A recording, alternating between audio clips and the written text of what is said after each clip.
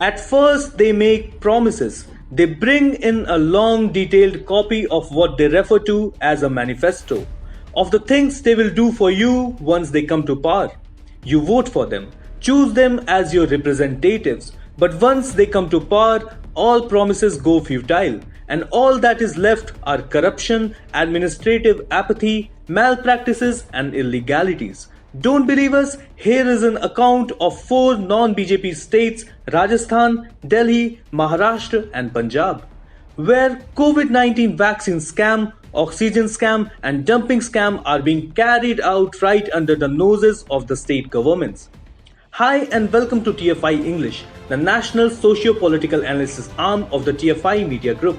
I am your host Abhinav, and in this video I will explain to you how almost every non-BJP ruled state has somehow landed in hot soup recently for flagrant violations and corrupt practices. Let's begin. The scam era of India is far from over. In states where opposition parties are in power, corruption, administrative apathy, malpractices, and illegalities are becoming the order of the day.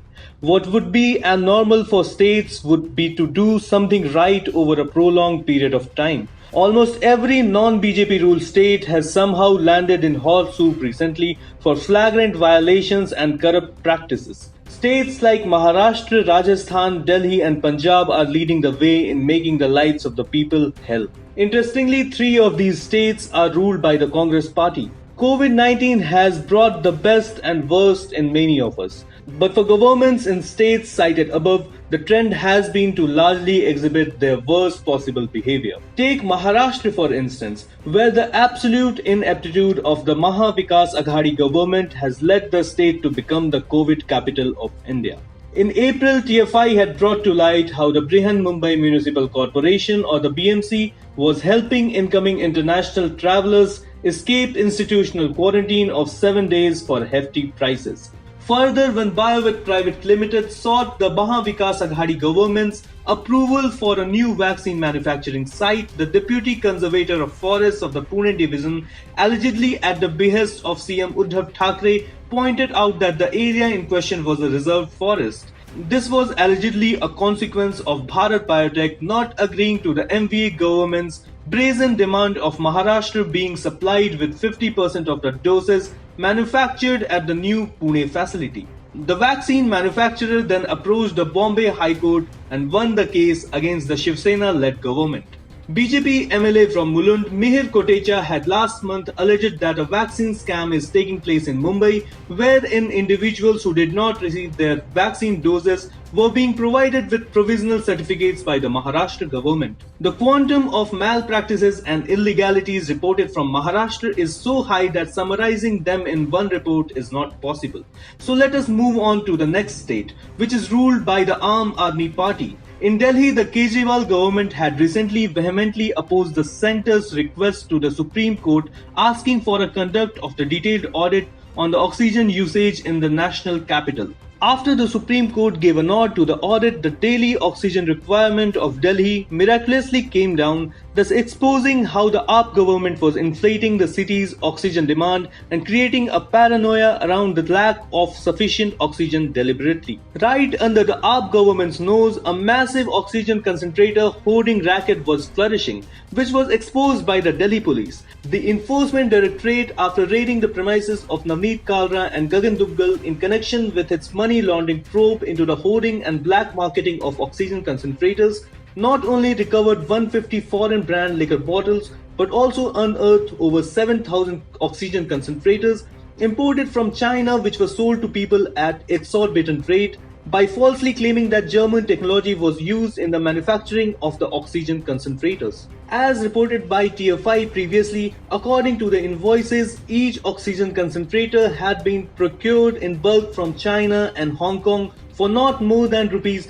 14,000 to 16,000 and was being sold in India between rupees 50,000 and 70,000. In Rajasthan, the Congress government led by Ashok Gehlot has allegedly done absolutely nothing to ensure that the vaccine wastage comes down. According to reports, Rajasthan is comfortably leading the vaccine wastage race with a total of 11.5 lakhs which amounts to 7% vaccine doses that have been wasted in the Congress-ruled state. The numbers coming in from Rajasthan's districts are startling, to say the least, with the district of Churu reporting the highest loss of vaccines at 39.7%. Churu is followed by Hanumangarh at 24.6%, Bharatpur at 17.13% and Kota at 16.71% vaccine wastage. On May 31, Dainik Bhaskar had exposed the absolute sense of apathy towards vaccines in Rajasthan, where at least 500 vials containing no less than 2,500 doses were procured from the dustbins of vaccination centers by reporters of the media outlet. Moreover, as recently as on Thursday, Dainik Bhaskar also reported that not only were the vaccines being thrown in the garbage, but were also being buried haphazardly deep in the ground across several hospitals in the state. Also, an appalling development had come to light from Rajasthan, where life support ventilators belonging to the PM Cares Fund pool were being leased out by government hospitals to private institutes at exorbitant rates, the burden of which unsuspecting patients had to incur. Punjab, also ruled by the Congress, most recently hit the headlines after it was found that the government was selling co-vaccine doses to private hospitals in the state from its pool of vaccines, thus earning grand profits out of the scheme. These vaccines, procured by the Punjab government directly from the manufacturer and thereafter sold to private hospitals at an astronomical rate, have brought forward the vaccine scam out of the state. By selling co-vaccine doses to private hospitals at Rs 1060 per dose, while itself paying Rs 400 to Bharat Biotech, the Punjab government ran a brazen profit of Rs 660 per dose.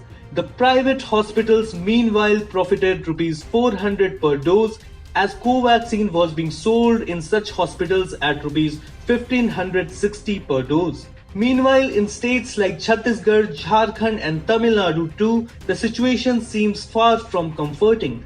Jharkhand has recorded wastage as high as 37.3%, while Chhattisgarh came second with 30.2% and Tamil Nadu reported 15.5% wastage.